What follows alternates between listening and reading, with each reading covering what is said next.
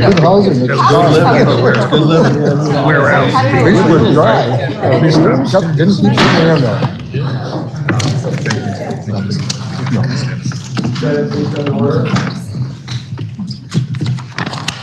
Today's devotional exercises will be conducted by Reverend Patricia Hart of Unitarian Universalist Society of Welcome.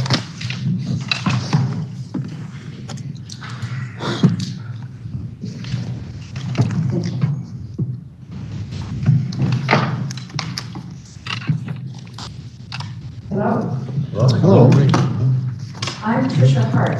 I bring greetings to you from the people of the First Unitarian Universalist Society in Burlington, the first congregation in Burlington, chartered, in fact, by the city, which was not yet even a town in the late 1790s, and organized by many of the same people who organized the University of Vermont.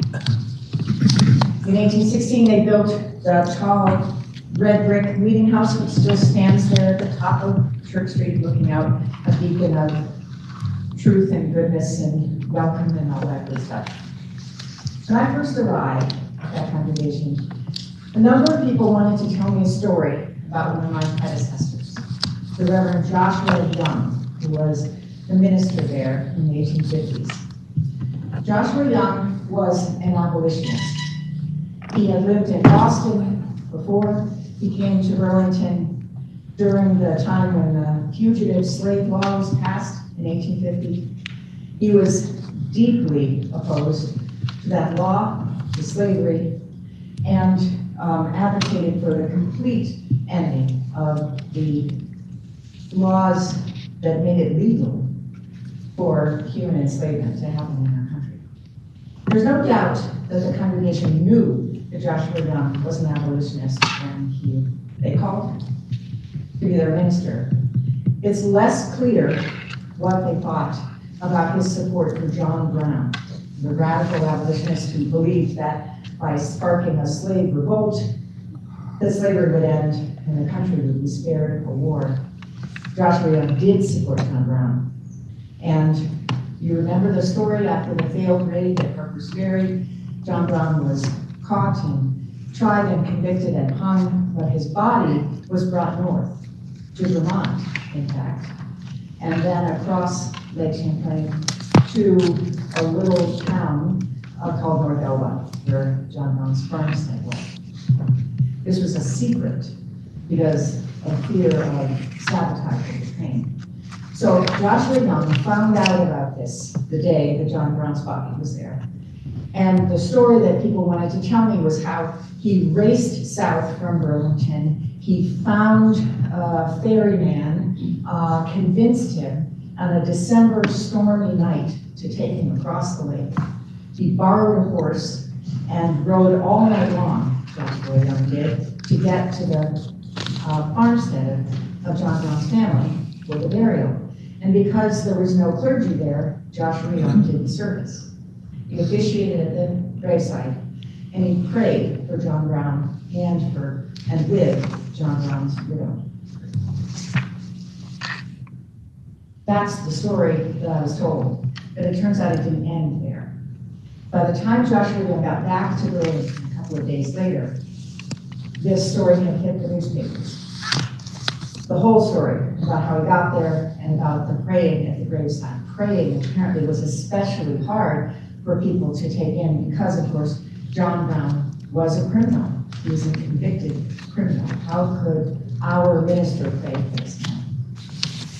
And years later, Joshua Young talked about his sense of betrayal because people left his congregation, but brought the important ones first, other people followed them. And he felt that in one day, he had gone from being a beloved pastor in his community to being an outcast in his own community. Of course, Joshua Young resigned. He went on to have a long and successful career in Massachusetts as a beloved pastor. But he never got over the sense of betrayal that he felt by people that he felt he knew and that knew him, and whose hearts he trusted. I tell you this story because ever since I learned it, I have felt like it's a story for all of us in this day, in our time. When it's not at all hard to figure out what's wrong, it's harder to figure out, to see the path toward making things right. It's hard to say out loud the things that we believe are true, especially when people oppose us. And it's hard for those of us in authority, my religious authority, your governmental authority, to act, to do the right thing. It's hard, and it's possible. And my prayer for all of us today is for the courage to know, to speak, to do, the courage for those who would support the right. In hope for all of us and for our world, may we pray in our different ways for the strength to do the right thing. So may it be.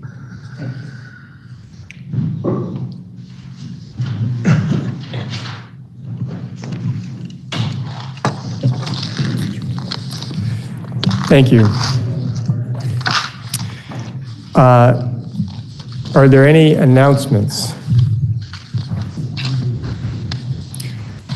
For the joy of the newer senators in our body, I will remind everybody that electronic devices are to be turned off in the body, as it was not a new senator for which that happens. That's why I thought it'd be a pleasure for you to hear. But thank you. I have a bill under rule. Are there any announcements? One more quick check. We have a bill for referral under Rule 31. The bill appearing on the notes for calendar for action, S6, affecting the expenditures of the state, will be referred to the Committee on Appropriations. We have 2 Senate bills for introduction. Excuse me, 1 Senate bill and 1 House bill for referral. I apologize. Thank you, Secretary Bloomer. S84 is introduced by Senator Hardy. Please listen to the first reading of the bill by title. S84, an act relating to strengthening primary care and primary care providers. Now you've heard the first reading of the bill is referred to the Committee on Health and Welfare. We have a House bill for referral, H89. H89 passed the House and has been sent to the Senate. Please listen to the first reading of the bill by title. H89, an act relating to civil and criminal procedures concerning legally protected health care activity. Now you've heard the first reading of the bill is referred to the Committee on Judiciary. We now will enter the orders of the day.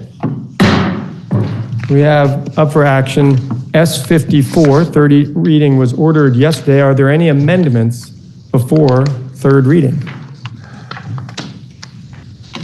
Seeing none, please listen to the third reading of the bill.